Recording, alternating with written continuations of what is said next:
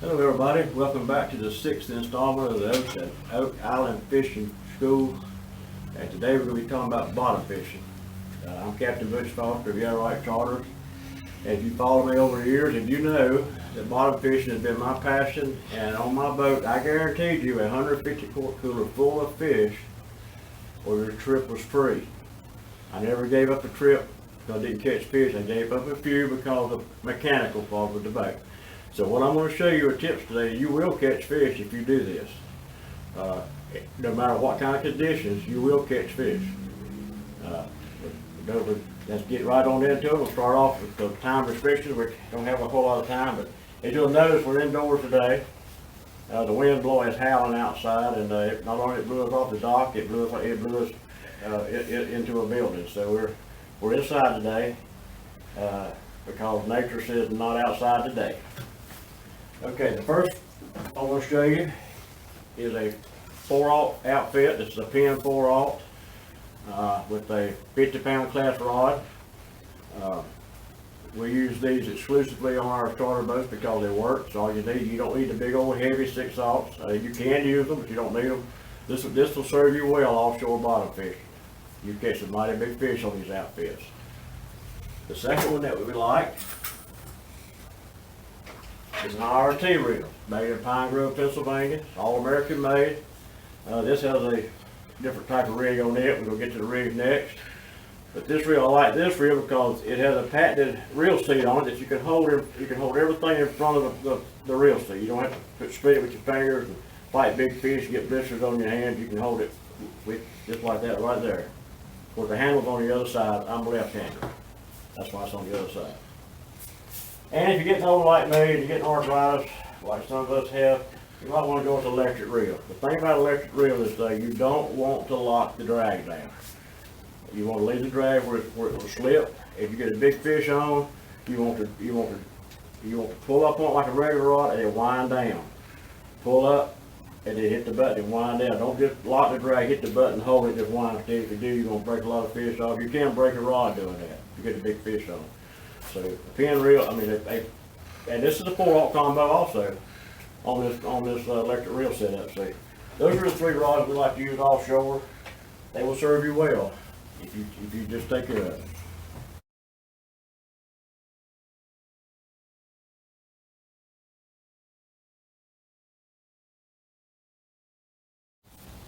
Okay, let's talk a little bit now about rigs that we use offshore and bottom fishing and grouper fishing, and mainly it's going to be more grouper fishing, but really grouper and bottom. This is a grouper rig right here that a lot of people use.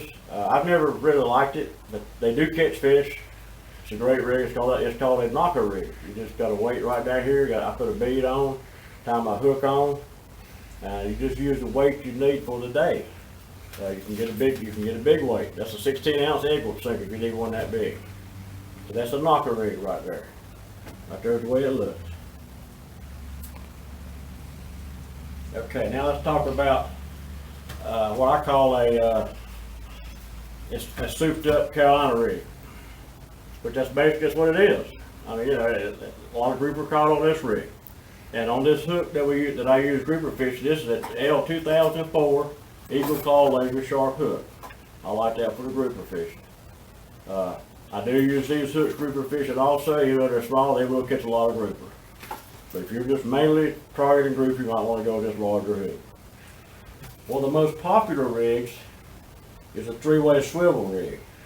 There's a couple different ways to tie this rig. This is the way most people do it.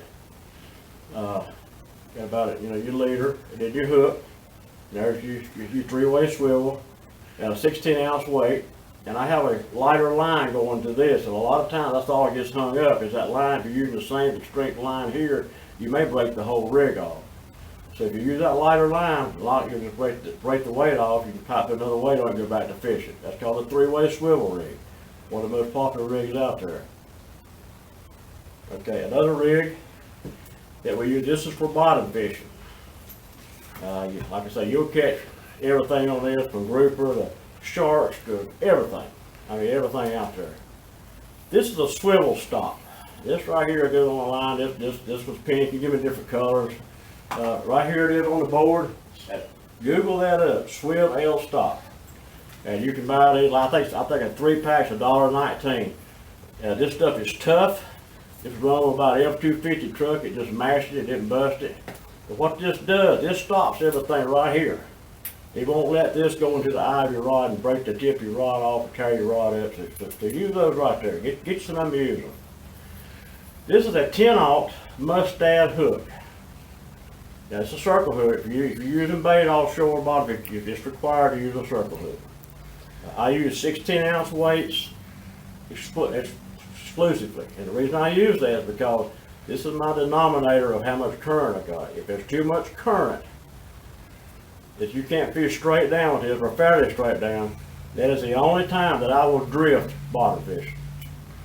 But we're going to get to anchor a little bit later, but that's what I use a 16-ounce weight for. It determines whether I have to anchor or not. Now I'm going to show you how to tie this rig, but first, the way we're going to do it is it's going to cause you to put this hook on the right way. You can put it on an opposite way, and that hook will be in towards your line. It may not hurt a thing, but I think that being out and away helps the mechanical the ability of that hook that fish better. So I say, I tell you, don't put your hook on backwards. Now let me show you how to tie this rig. It's very simple. Okay, this is the line from your rod. The first loop you want to make a double surges knot. If you want to make sure you do this twice. If you don't, you're going to find out why. You want to do it twice. Come up here, do the same thing, make a loop. It doesn't matter about the length of these loops as long as they're big enough to get the hook through it. I'm tying this for a 10-aught circle. I may not have made it big enough for that hook, but I think I did. Do the same thing up here. Make a loop and go through it 2 times. Pull it up tight. Another way to tie this, but this is what has worked for me. It's quick, it's easy, it's effective, and it works. Now you take this and you thread your weight on. You thread it on like this. Hold this hook by the barb and go into the back side. And then come over the barb. And that will hold that hook out away from your rig. That's the way you want to tie that rig. Nothing to it. Another thing you want to use also is if you are fishing offshore, bottom fishing, and you don't want to use bait, or you can't find bait, or you happen to leave the bait in the truck or whatever, if you have some butterfly jigs or flutter jigs, whatever you want to call them, but make sure you tie your line to this ring that the hooks are on. And there's a couple of reasons for that, because it don't work like tied to this ring. Another reason too is because I've actually got into a school of amberjacks before and have one on, and they get so aggressive and bad. I have actually had them to jerk this off of that rig, but you still got the fish. I mean, they get mad, and you're working real quick coming up, and you'll make them fish so mad and hold on to your rod. It'll take it out of your hand, because they really get peed off at this thing right here. It's called a flutter jig or a butterfly jig. It's a great tool to use.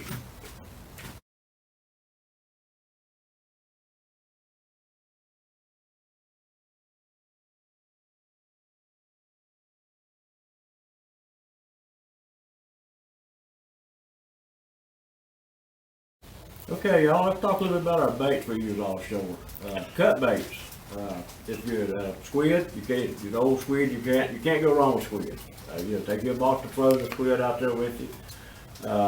Cigar minnows, frozen cigar minnows work good. Some of the biggest groups I've ever seen caught came to stuff a cigar minnow up inside of a squid, run a hook to it, drop it down, and hang on to that rod because it might take it away from you. Sabiki rigs. Catching live cigar minnows or live Spanish sardines or stuff like the greenies or things. They're very popular and they do really good. You're going offshore, stop at a buoy somewhere, something a piece of structure that will hold bait, or watch your scope while you're going out, your graph going out. If you see a school of bait, take your sabiki rig, put it on a rod. You put it on a rod like the one I showed you before. You put it on a spinning rod like that, works good.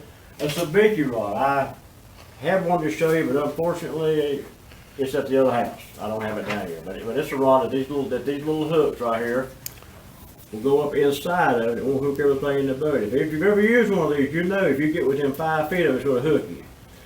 but they don't hurt too bad when you pull them out. So if you pull this thing out of the package, it's about yay long. It's got, this one has, 1, 2, 3, this one has 6 little hooks on it, with little pieces of fish skin things on it. And you'll drop that down to that school of bait, and just bounce it a little bit and jig it. I said, and pull it up, and you should have, 3, 4, 5, or 6 baits on there. But don't just take one of these with you, buy a bunch of them. And the reason being, because when you're pulling them baits up, your bigger fish are gonna come through and hit them. They're gonna cut you off. They're gonna break you off. And if you got just one, you might get 2, 3 baits, and then you ain't got no bait at all.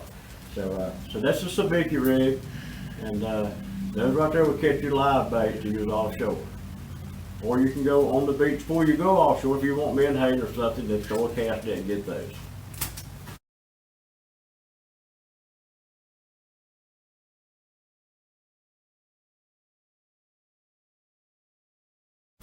Welcome back, guys and gals. We're going to talk a little bit about finding fish. You can have the best tackle and the best bait in the world, but if you can't find the fish, it ain't going to be much good. You can buy charts at the tackle shops to give you some good reference points. This right here approaches the Cape River.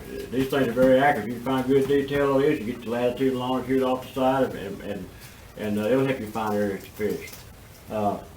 Another thing is I always look for small places, because you can go offshore and find a big old rock out there somewhere and not see another soul around, and you think, well, I found a honey hole here, and you go back the next time, before you get there, you see a dozen boats on it. People find them too, other people find them too. So look for stuff nobody would fish. I got a chart right here that shows, when I first seen it, it had a few little yellow specks down there behind a rock, and the current was going this way. So you can show you right here, this is where I was fishing. And when we first started fishing, we were picking up some grunts and stuff like that, and some silver snappers and all. And my buddy with me said, well, we're looking for a grouper. I said, well, just be patient. I said, let me try it. Give me another 15 minutes on it. And be patient. And then about that time, the yellow kind of disappeared, and this is what come out of that hole. And it's that little bitty spot, and I promise you that nobody had never fished it before. So that's what you want to look for when you're looking for fish offshore. As you're trolling along slowly, watch your graphs and see little things, you mark them and go back and fish them. But that's what you want to look for if you're really serious about bottom fishing, and especially grouper fishing. If you want to bottom fish, then yeah, go out there and just get on a big rock, and you'll catch a lot of bottom fish. But for grouper, I would look for the little places.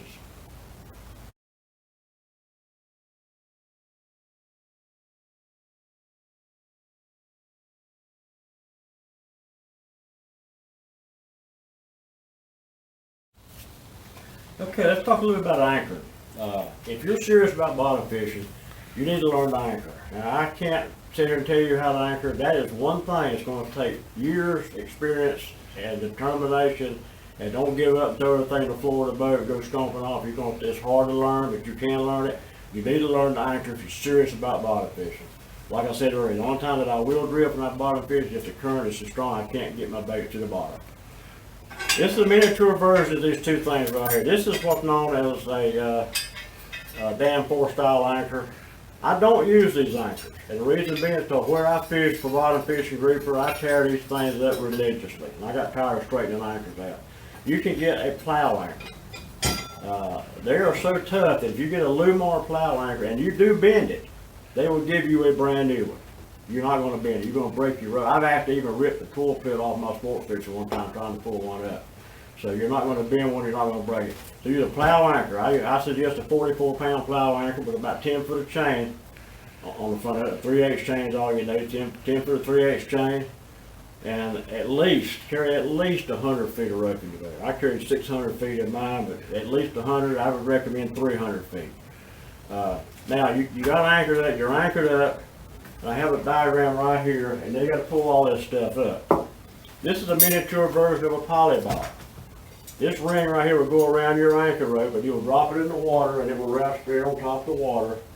It serves for two purposes. One of them is when you tie your anchor rope off, if you look up and you see a container ship bearing down on you, they're not going to move. And you're in their path, you can run over there, untie your anchor line, and drop it in the water and get out of there, and your polyball will float your anchor line, but you gotta have it tied. You gotta also have it tied where it won't go through that ring. So, you know, you probably want to lay this up on the bow before you throw it in the water. This is getting ready to pull your anchor up.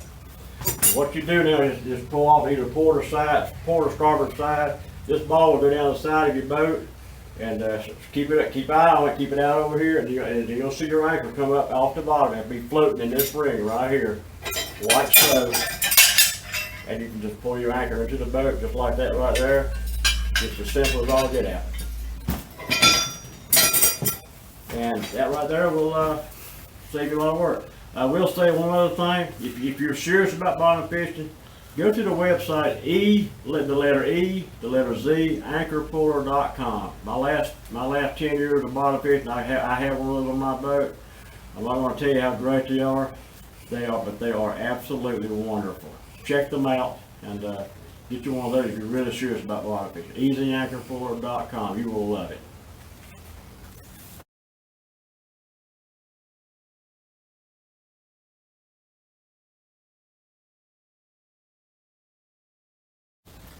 Captain Jerry and myself want to thank you for stopping by and watching the Oak Island Fishing School videos. We hope we've helped to give you some tips to help you catch more fish. If you like our sponsor's product, you get the opportunity, let them know about it. They help make these schools possible. We endorse them, they're great products, and we think you'll like them too. So until we get to meet on the water sometime, God bless you, and have a safe day, and be careful out there fishing.